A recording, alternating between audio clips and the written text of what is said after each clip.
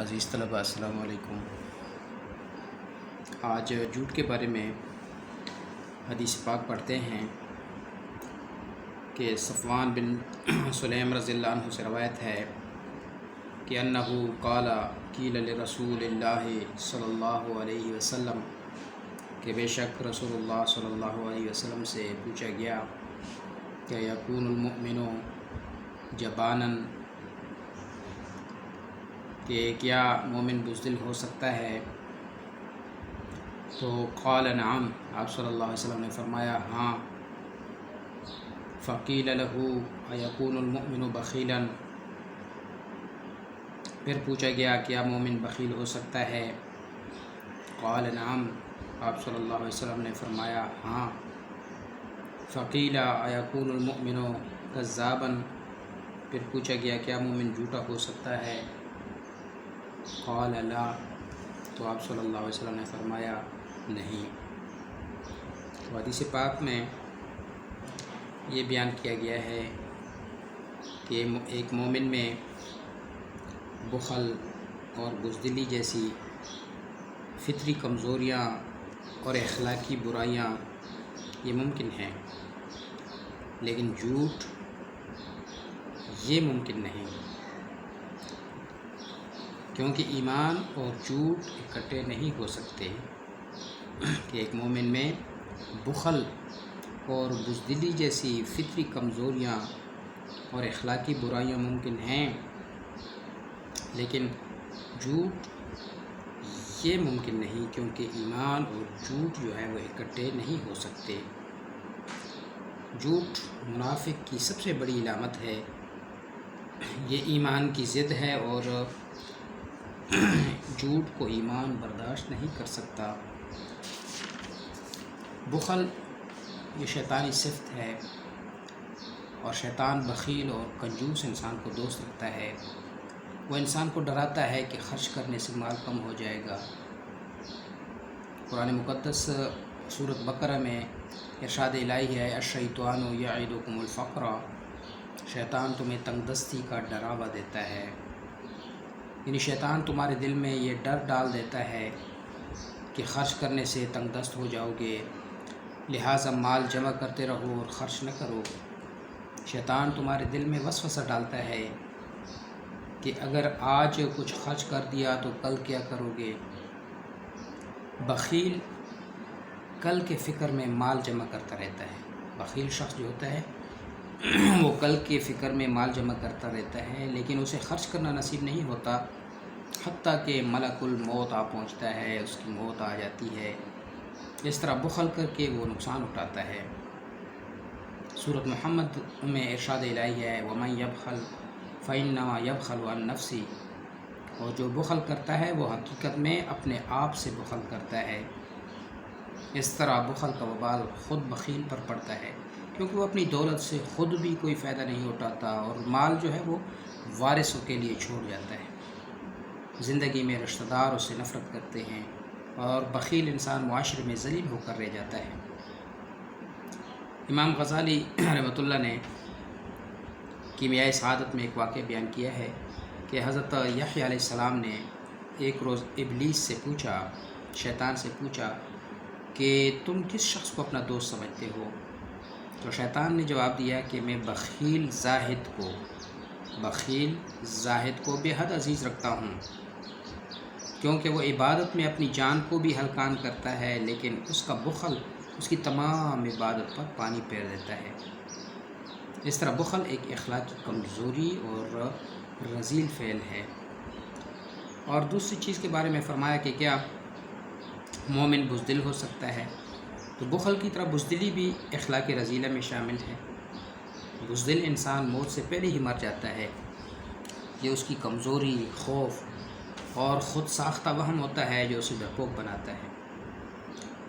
بظاہر وہ بہادری کی، شجاعت کی شیخی بگارتا ہے، لیکن وقت آنے پہ ہیلے بہانے سے، لڑائی کی سختی اور جنگ کی شدت سے پہلو تہی کر کے نہ صرف اپنا برم افشا کرتا ہے بلکہ جو ساتھی اس کے ہوتے ہیں ان کے حوصلے بھی پست کر دیتا ہے۔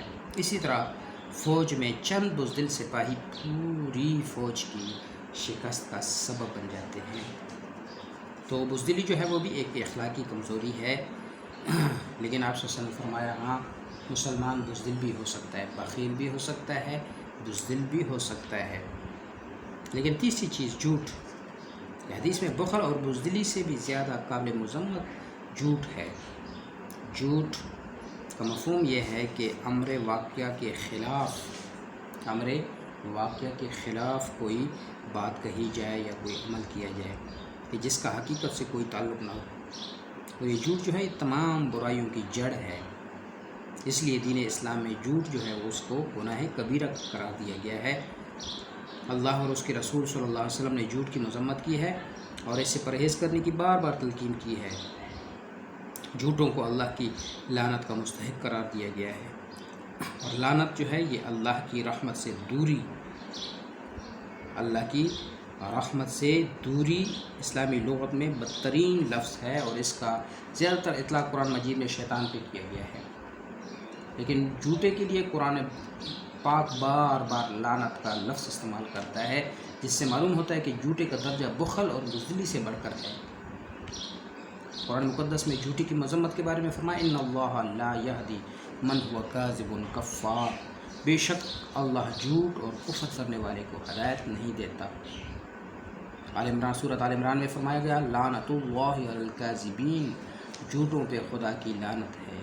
ایک دوسرے مقام پر فرمایا وَاجْتَنِبُوا قَوْلَ الزُّورِ، اور جھوٹی باتوں سے دور رہا کرو، اور فرمایا کہ وَلَهُمْ عَذَابٌ أَلِيمٌ بِمَا كَانُوا يَكْذِبُونَ، اور ان کے لیے دردناک عذاب ہے کیونکہ وہ جھوٹ بولتے ہیں۔ تو اس کے مقابلے میں سچ ہے، تو سچ نجات دلاتا ہے، الصدق ینجی والکذب یہلک، سچ نجات دلاتا ہے اور جھوٹ ہلاک کرتا ہے۔ اور دوسرے مقام فرمایا جھوٹ سے دور رہو کیونکہ جھوٹ بدکاری کی طرف لے جاتا ہے، اور بدکاری آگ کی طرف لے جاتی ہے، اور آدمی جھوٹ بولتا ہے اور جھوٹ کی طرف جھکتا چلا جاتا ہے یہاں تک کہ اللہ کے ہاں اسے جھوٹا لکھ لیا جاتا ہے۔ ایک شخص نے رسول اللہ صلی اللہ علیہ وسلم سے پوچھا کہ کیا مسلمان بخیل ہو سکتا ہے؟ آپ صلی اللہ علیہ وسلم نے جواب دیا کہ بخیل ہو سکتا ہے۔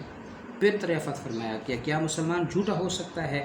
تو حضور نبی کریم صلی اللہ علیہ وسلم نے جواب دیا ہرگز نہیں، مسلمان جھوٹا نہیں ہو سکتا۔ تو جھوٹ جو ہے ہر برائی کی جڑ ہے۔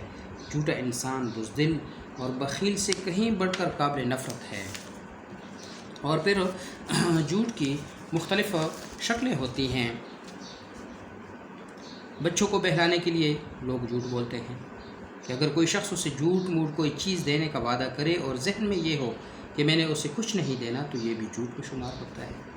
اور کسی کی دعوت کو ضرورت کے باوجود رد کر دینا یہ بھی جھوٹ ہے، کہ کسی کے گھر جائیں وہ کھانے پینے کی کوئی چیز پیش کرے اور ہم بھوک اور ضرورت ہونے کے باوجود یہ کہہ دیں کہ ہمیں ضرورت نہیں یا ہم کہاں کر آئے ہیں، تو یہ بھی جھوٹ شمار ہوگا۔ اور پھر بعض اوقات لوگ دوسروں کو ہنسانے کے لیے جھوٹ بولتے ہیں۔ ہم اپنی مجلسوں میں خوشگپیوں کے طور پر دوسروں کے ہنسانے اور مزاح پیدا کرنے کے لیے چھوٹے چھوٹے جھوٹ بول دیتے ہیں۔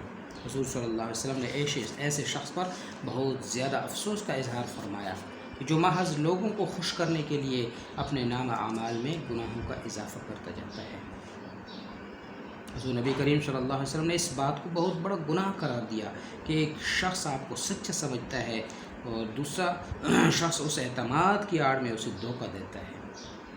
کہ ایک شخص تو آپ کو سچا سمجھ رہا ہے اور آپ اس کو اس کے اعتماد کی آڑ میں دھوکہ دے رہے ہیں اور اس سے جھوٹ بول رہے ہیں۔ آپ صلی اللہ علیہ وسلم نے اسے خیانت قرار دیا ہے۔ اور جھوٹ کی بدترین شکلوں میں سے ایک شکل یہ ہے کہ کسی کی عزت پر الزام لگائیں، اس کی عزت پر ہاتھ صاف کریں۔ قرآن مقدس نے اسے تہمت اور غیبت قرار دے کر انہیں سخت گناہ قرار دیا۔ اور اسی طرح جھوٹ کی ایک صورت جھوٹی گواہی بھی ہے۔ آپ صلی اللہ علیہ وسلم نے جھوٹی گواہی کو بہت بڑے گناہوں میں شمار فرمایا۔ صحابی کہتے ہیں کہ جھوٹی گواہی کا ذکر آپ صلی اللہ علیہ وسلم نے اس طرح بار بار فرمایا کہ وہ فرمانے کہ ہم چاہنے لگے کہ کاش اب آپ صلی اللہ علیہ وسلم اس کا ذکر نہ فرمائیں۔ یعنی کتنی اس کی جھوٹ کی شناعت ہے۔ اور جھوٹ کی ایک شکل یہ بھی ہے کہ انسان جو کچھ سنے اسے بغیر تحقیق کیے آگے بیان کر دے۔ یہ بھی جھوٹ کی ایک شکل ہے۔ نبی کریم صلی اللہ علیہ وسلم نے فرمایا کسی شخص کے جھوٹا ہونے کے لیے اسی قدر کافی ہے کہ وہ سنائی بات بغیر تحقیق کے آگے بیان کر دے، جس کو افواہ بھی کہتے ہیں۔ تو جھوٹ بول کر کسی کی دولت اور حقوق پہ قبضہ کرنے کی کوشش کو بھی نبی کریم صلی اللہ علیہ وسلم نے سخت ترین گناہ میں شمار کیا۔